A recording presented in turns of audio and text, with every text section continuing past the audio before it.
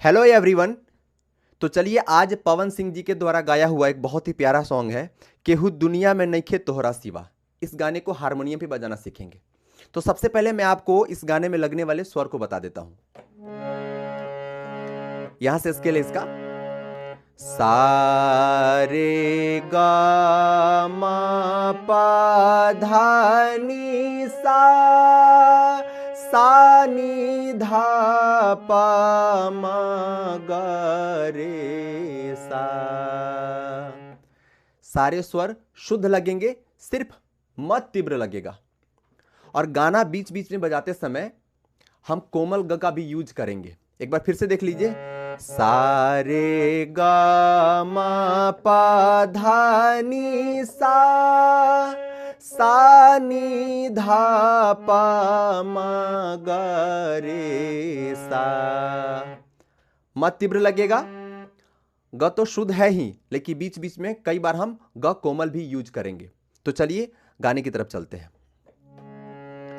केहू दुनिया में नइखे तोहरा सिवा हो, तोहरा सिवा प्यार में नइखी गोरी, हम बेवफा हो, हम बेवफा। चाहे बतिया तू माना, चाहे मत माना हो, मत माना हो, प्यार में नइखी गोरी, हम बेवफा हो, हम बेवफा।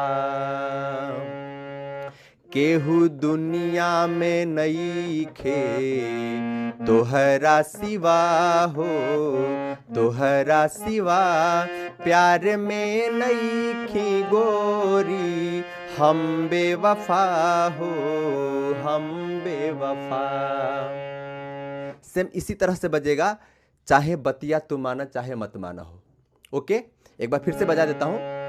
केहू दुनिया में नइखे तोहरा सिवा हो, तोहरा सिवा प्यार में नइखी गोरी, हम बेवफा हो, हम बेवफा। चाहे बतिया तू माना चाहे मत माना हो, मत माना हो, प्यार में नइखी गोरी, हम बेवफा हो, हम बेवफा। अंतर की तरफ बढ़ते हैं। जब से तोहरा से अखिया मिलवले हई, दिल के धड़कन में तोहके बसवले हई। दुखवा केहू से न आपन बतवले हई, लोर के तना बिरह में बहवले हई। बिना गलती समैया बा दिहले सजा हो, दिहले सजा प्यार में नइखी गोरी, हम बेवफा हो, हम बेवफा। जब से तोहरा से अखिया मिलवले हई, मिलवले हई यहीं से उठेगा।